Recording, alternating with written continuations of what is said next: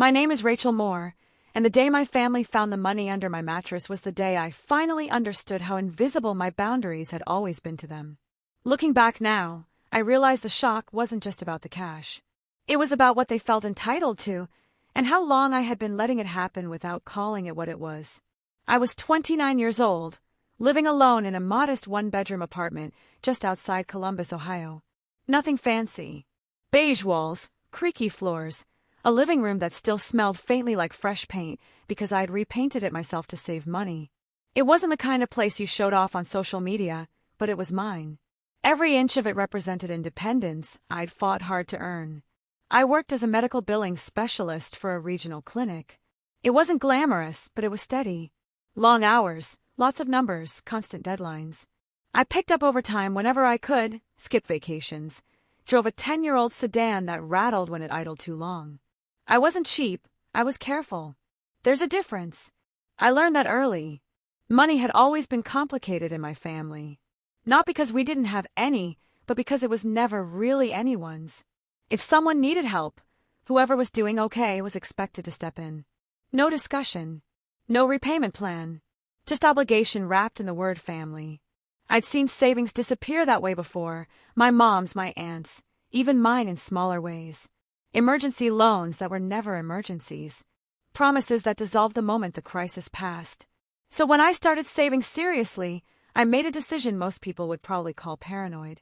I didn't put it in a savings account. I didn't invest it. I didn't even tell anyone I had it. I kept it in cash, sealed in thick envelopes, hidden under my mattress between the frame and the box spring. I know how that sounds, but to me, it felt safer. Money in a bank could be transferred with a phone call and a sob story. Cash required physical access, and I never imagined anyone would cross that line. That money wasn't for shopping sprees or some secret luxury life. It was my escape fund. My if everything goes wrong, I still survive fund. Rent for a year. Medical emergencies. A clean break if I ever needed one. Over 5 years, that fund grew to $25,000. Every extra dollar I earned quietly folded and tucked away. No one knew. Or so I thought. The day everything unraveled was a Saturday in early spring. I'd been working all week and finally had a free weekend. I planned to sleep in, clean my apartment, maybe binge-watch something mindless. Instead, I woke up to my phone buzzing nonstop. It was my mother. "Rachel, are you home?" she asked, her voice unusually brisk. "Yes," I said, still half asleep. "Why?" "We're stopping by. Your dad's already in the area." Stopping by. No question. Just a statement. Before I could respond, the call ended. I lay there staring at the ceiling, a knot forming in my stomach. My parents weren't the drop-in type, not unless something was wrong or they needed something. I got dressed quickly, trying to shake off the unease, and made coffee I barely touched. 20 minutes later, I heard keys at my door. Keys. My parents still had a copy from years ago, back when I'd first moved in and thought it was practical. I'd never asked for them back. I told myself it was no big deal. I was wrong. My father walked in first, followed by my mother. They didn't look worried. They looked purposeful. My dad didn't sit down. He just stood there, arms crossed, scanning my apartment like he was taking inventory. My mom forced a smile. "Honey, we need to talk." That's when my chest tightened. "What's going on?" I asked. My father finally looked at me, his expression oddly calm. "We found something." I frowned. "Found what?" He tilted his head toward my bedroom. "Under your mattress." The room felt suddenly very small. I was changing the sheets, my mom added quickly, like that explained everything. And, well, it was hard to miss. I didn't respond right away. I couldn't. My ears were ringing, and all I could think was they went into my bedroom. They lifted my mattress. My father sighed, like I was the one inconveniencing him. "Rachel, do you have any idea how irresponsible it is to keep that much cash hidden in your bed?" My mouth went dry. "How much?" He looked at me directly. $25,000. The words landed like a punch. I hadn't even had time to process the invasion of my space before the real shock hit. They hadn't just found it. They'd counted it.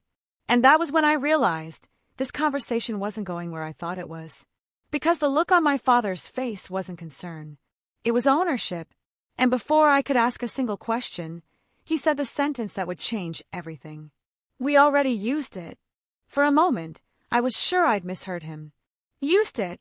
I repeated slowly, like if I said the word out loud it might stop being real. What do you mean, used it? My father exhaled through his nose, already irritated. Rachel, don't make this dramatic. Dramatic. The word stung more than it should have. My mother stepped in, hands clasped together like she was about to pray. Sweetheart, your cousin Emily's wedding was falling apart. Deposits, vendors, the venue. Everything was due at once. Your uncle panicked. We had to step in. I stared at them, my heartbeat loud in my ears. So you stepped into my bedroom? My father waved his hand dismissively. You weren't home. And it's not like we broke in. We have keys. The fact that he thought that made it better told me everything I needed to know. That was my money, I said quietly. My dad shrugged. Money sitting under a mattress isn't doing anyone any good. I felt something cold move through me, not anger yet, but clarity. That wasn't your decision to make. My mother frowned, her tone shifting to that familiar mix of disappointment and guilt. Rachel, this family has always helped each other. Emily was devastated. The wedding was weeks away. We couldn't just let it collapse. So you took my savings, I said, without asking. We meant to tell you, she said quickly. But you've been so busy lately. I almost laughed. Busy. Like that justified it. My father finally sat down, leaning forward, elbows on his knees. Look, we knew you'd understand. You're responsible. You don't have kids. You don't have a mortgage. And honestly, he met my eyes. You didn't even tell us you had that kind of money. That's not how families operate. There it was. The real crime wasn't that they'd taken it. It was that I'd had it without their permission. That money was my safety net, I said. It took me 5 years to save it. My mother's lips pressed into a thin line. Emily will only get married once. And what if something happened to me? I asked. What if I needed it? My father scoffed. You're healthy. You're fine. You always are. I realized then that in their eyes, I wasn't a person with limits. I was a resource, a backup plan, a quiet solution they could tap into whenever someone else's life got messy. How much did you take? I asked, even though I already knew the answer. All of it, my father said without hesitation. It was easier that way. Easier. I stood there, my hands shaking, trying to keep my voice steady. I want it back. My mother looked genuinely surprised. Rachel, it's already paid out. Deposits are non-refundable. It's gone. Then you'll replace it, I said. My father laughed, a short, humorless sound. With what? With whatever you have, I replied. Because that money was mine. His expression hardened. Now you're being unreasonable. I took a breath, feeling years of swallowed frustration pressing against my chest. You went through my things. You took my savings. And now you're telling me I'm unreasonable. My mother reached for my arm. I stepped back. We raised you better than this, she said softly. You're acting selfish. That word, selfish, was one I'd carried my whole life. Anytime I said no, anytime I hesitated, anytime I wanted something just for myself. I'm not selfish, I said. I'm done being taken advantage of. My father stood abruptly. You're blowing this out of proportion. Emily doesn't even know where the money came from. That doesn't make it okay. He crossed his arms again, his voice dropping into that tone he used when he expected compliance. You're part of this family, Rachel. And families make sacrifices. I looked at the two people who had raised me, standing in my apartment, defending the fact that they'd stolen from me. And something inside me shifted. For the first time, I didn't feel like explaining myself. I want my keys back, I said. My mother blinked. What? The keys to my apartment, I repeated. I want them back. My father stared at me like I'd slapped him. You're seriously doing this over money?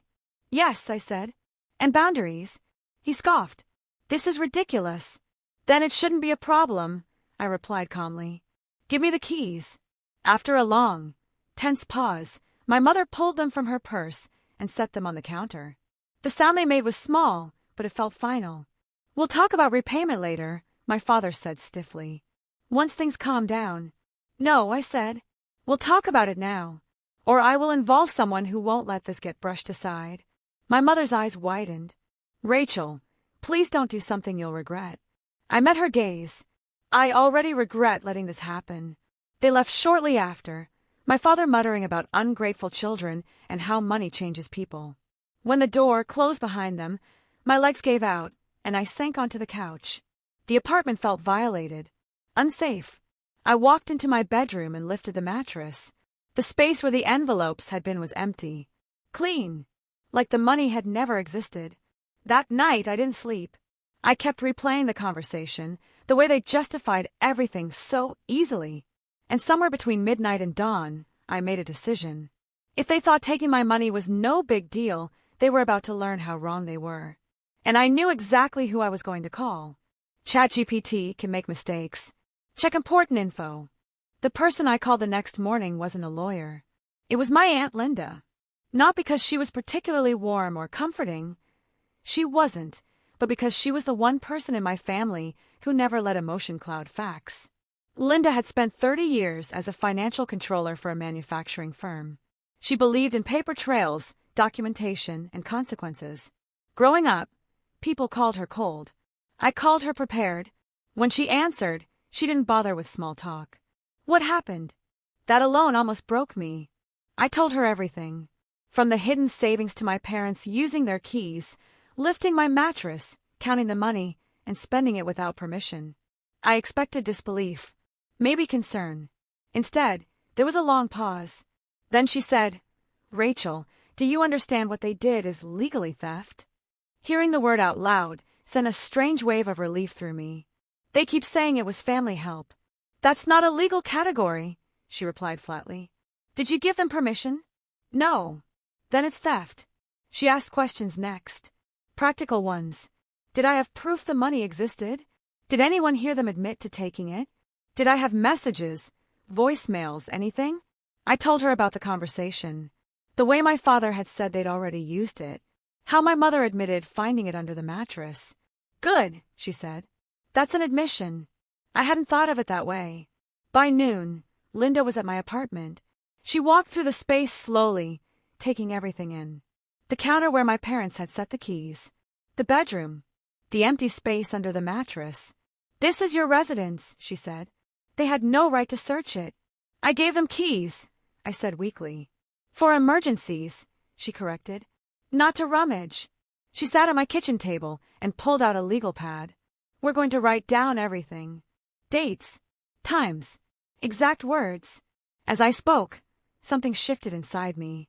The story stopped being emotional chaos and started becoming a timeline. Evidence. Facts. When we were done, Linda looked at me. What do you want? I didn't hesitate. My money back. Then we do this properly, she said. No yelling. No threats.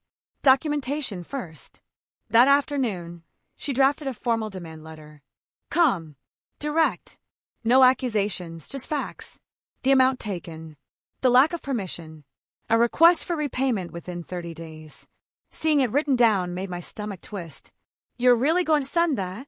I asked. Yes, she said.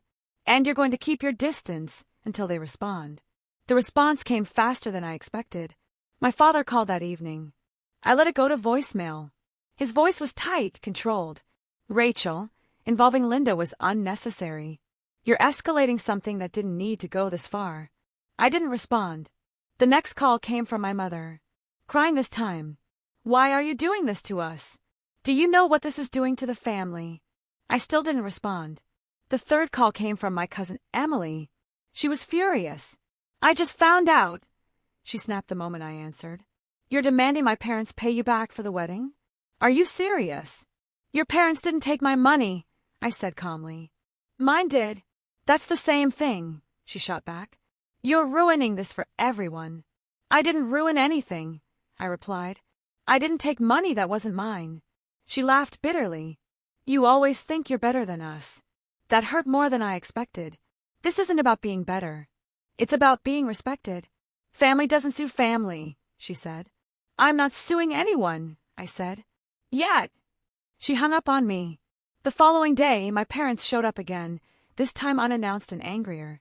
My father slapped the letter down on my counter. You're serious about this? Yes, I said.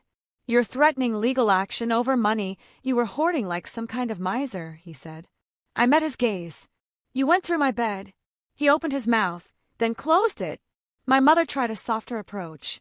Rachel, if we repay you, it'll take time.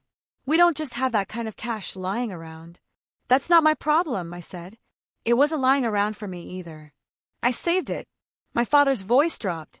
If you do this, don't expect things to go back to normal. That was the moment I realized they thought normal was something I should want. Normal wasn't working for me, I replied. They left without another word. 2 days later, Linda called me. They're panicking, she said. Good. That means they know they crossed a line. What happens next? I asked. We wait, she said. And we prepare. Prepare for what? I wondered. I didn't have to wait long to find out. That Friday, I came home to find a man standing in the hallway outside my apartment door. Mid-40s, neatly dressed, clipboard in hand. Rachel Moore, he asked. Yes. I'm a process server, he said. You've been named in a civil filing. My heart dropped. Before I could speak, he added, Don't worry. You're not the defendant. I exhaled sharply. They are, he said. And suddenly, the family shock I'd been living with took on a very different shape. Because now, it wasn't just personal. It was legal. And there was no way to pretend it hadn't happened. I stood in the hallway for a long moment after the process server walked away, my keys frozen in my hand. I hadn't expected this. Not so fast, and not like this. When I finally got inside my apartment, I dropped my bag on the floor and sat on the couch, staring at nothing. My phone buzzed almost immediately. It was my father. I let it ring. Then my mother. Then Emily again. I turned the phone face down and focused on my breathing. Linda had warned me this might happen, that once legal steps began, emotions would escalate. People would panic. Roles would flip. I just hadn't expected my parents to try to get ahead of it by filing something first. Linda explained it later that night when I called her. It's a defensive move, she said. They're claiming you gave implied consent by giving them keys and not storing the money properly. I let out a humorless laugh. So now it's my fault they stole it. Exactly, she said. And it won't hold. That didn't stop it from hurting. Over the next few days, the family pressure ramped up. Relatives I hadn't spoken to in years suddenly had opinions. Messages poured in, some supportive, most not. They didn't mean harm. It was just a misunderstanding. Is money really worth tearing the family apart? I stopped replying. The first mediation meeting was scheduled 2 weeks later. Neutral office. Long table. Too much coffee. My parents sat across from me, stiff and defensive. My father barely looked at me. My mother kept dabbing at her eyes with a tissue she didn't really need. The mediator, a calm woman with silver hair, asked my parents to explain their side. My father cleared his throat. We were worried about her safety. Keeping that much cash under a mattress is reckless. I almost laughed. So your solution, the mediator said evenly, was to remove it without her knowledge? We plan to tell her, my mother said quickly. After spending it, I said. The mediator nodded, jotting something down. Then it was my turn. I didn't raise my voice. I didn't accuse. I simply explained. 5 years of saving. The reason I hid it. The lack of consent. The fact that they admitted to taking it. When I finished, the room was quiet. The mediator leaned back. This is fairly straightforward, she said. Unless you can provide written proof of permission, repayment is the likely outcome. My father's jaw tightened. Outside the building afterward, my mother grabbed my arm. You didn't have to humiliate us. I gently removed her hand. You humiliated yourselves. That was the last time I spoke to her for months. The repayment plan was set not long after. Monthly installments. Interest included. Legally binding. When my father signed the agreement, his hand shook. I felt no triumph. Just relief. The payments started the following month. The first check arrived in a plain envelope, no note attached. I deposited it without ceremony. Something unexpected happened after that. The noise stopped. No more calls asking for favors. No more guilt-laced messages. No emergencies I was expected to solve. The silence was unsettling at first, like standing in a room after a fire alarm shuts off. Then it became peaceful. Around that time, my friend Maya came over one evening with takeout and wine. She'd been quietly supportive through everything, never pushing, just listening. "You okay?" she asked, settling onto the couch. "I think so," I said. "I feel lighter." She smiled. "That's what boundaries feel like." Not everyone reacted well. Emily sent me a long email accusing me of ruining her memories of the wedding. She said every payment her parents made felt like a stain on her happiness. I read it once and archived it. I didn't attend family gatherings that summer. No barbecues. No birthdays. I expected to feel lonely. Instead, I felt free. I started sleeping better, cooking again, taking walks after work instead of collapsing into exhaustion. I opened a new bank account, this time in my name only, and set up a safe deposit box. No keys shared. No explanations given. One afternoon, months later, I ran into my father at the grocery store. He looked older, smaller. We stood awkwardly near the produce section. "I'm making the payments," he said, like he expected praise. "I know," I replied. He hesitated. This didn't have to go this way. I met his eyes. Yes, it did. He had no response to that. As I walked away, I realized something important. I wasn't angry anymore. Anger had done its job. It got me moving.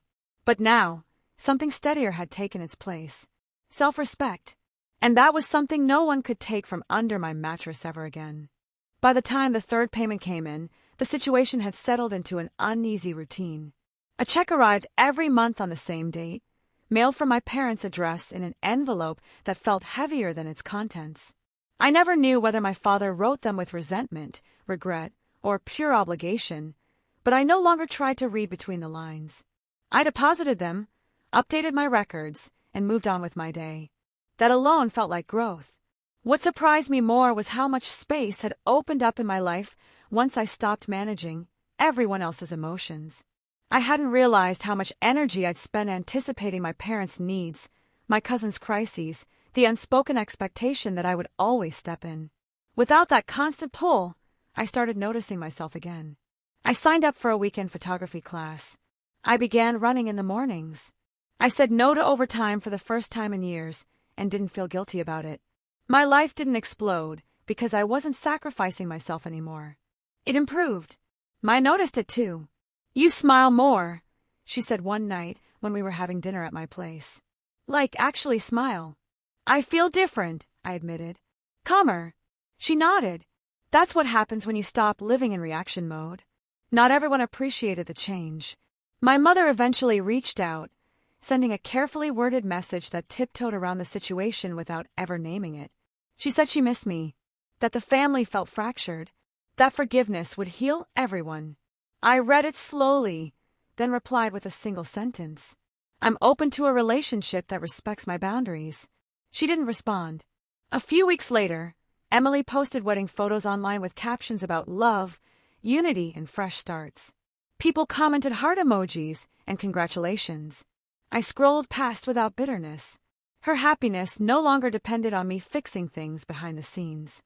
That realization felt oddly empowering. The fourth payment arrived late. Only by 3 days, but it was the first delay. My phone rang that evening. It was my father. I hesitated before answering. "Rachel," he said, his voice tight. "The payment's coming. I just need a little flexibility." I closed my eyes. Old instincts stirred, the urge to reassure, to smooth things over. Instead, I said, "The agreement has dates." He sighed. "You know I'm good for it."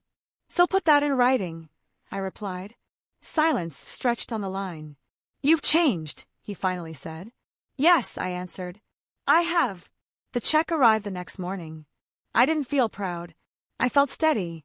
That night, lying in bed, I thought about how strange it was that the most peaceful period of my adult life had come from conflict.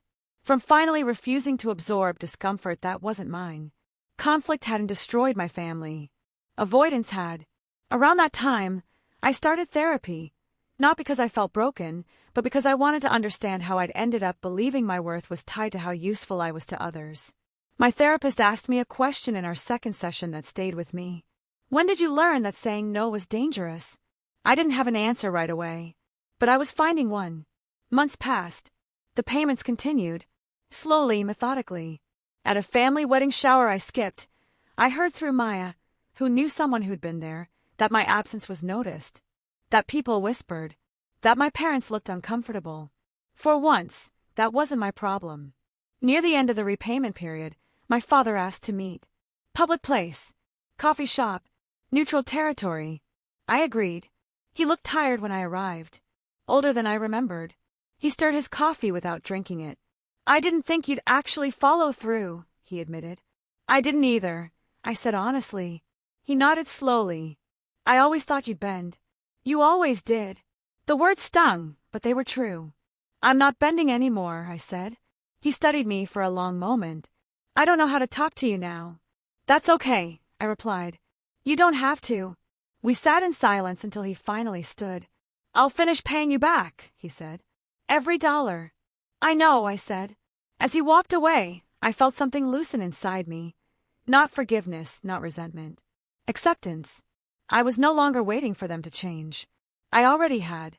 The final payment arrived on a Thursday afternoon, almost exactly a year after the day my parents walked into my apartment and turned my life upside down. I recognized the envelope immediately. Same handwriting. Same return address. Same weight that had once made my chest tighten. This time it didn't. I sat at my kitchen table for a long moment before opening it, not out of fear, but out of awareness. I wanted to notice how different this felt from the first check, from the second, from all the ones in between. Inside was the final amount, neatly written, accurate down to the last dollar. $25,000. Fully returned. I didn't cry. I didn't smile. I didn't feel victorious. I felt finished. At the bank, the teller stamped the deposit receipt and slid it back to me with a polite nod. As I walked out, sunlight spilled across the sidewalk, and I realized something simple but profound. I was free, not because the money was back where it belonged, but because the hold it once had over my life, over my family dynamics, over my sense of obligation, was finally broken. That evening, my father sent a text. It's done. I stared at the message for a few seconds, then replied with 2 words. I know. No emojis. No explanations. No reopening of doors. Later that night, I went home and unlocked the small metal box I kept in my closet, the one that held my safe deposit key, my important documents, and a few things that mattered only to me. I placed the deposit slip inside and closed it carefully. A year ago, that money had lived under my mattress, hidden out of fear. Now it lived where it belonged, secure, protected, and untouched by guilt. The following week, my mother called. I almost didn't answer, but I did. Her voice was cautious. Your father finished repaying you. Yes, I said. A pause. I just want us to move forward. I thought about that for a moment. We can, I said, but it won't look like before. She didn't argue. That felt like progress. I didn't suddenly become close with my family again. Holidays were polite, distant. Conversations stayed on safe topics. There was no dramatic reconciliation, no emotional speech where everything healed at once. And that was okay. Because real healing isn't loud. It's consistent. A few months later, I took a weekend trip by myself. Nothing extravagant, just a small lakeside town a few hours away. I brought a book, turned my phone on silent, and spent mornings walking along the water, listening to nothing but birds and wind. No one needed anything from me. No one expected me to fix anything. That silence felt like a gift. On the last morning of the trip, I sat on a bench overlooking the lake and thought about how much had changed. Not externally, but internally. I no longer felt responsible for other people's poor choices. I no longer equated love with sacrifice. I had learned something I wished I'd known years earlier. Boundaries don't destroy families. They reveal them. Back home, life settled into something steady in mine. I kept saving, slowly, deliberately. I planned things because I wanted them, not because I felt obligated. I said no without rehearsing an explanation. And nothing terrible happened. One evening, as I made my bed, I paused for a moment, smoothing the mattress with my hands. The space beneath it was empty now, just shadow and dust. I smiled, not with sadness, but with gratitude. That chapter was closed. The money had come back. But more importantly, so had my sense of self. And this time, no one was taking it from me.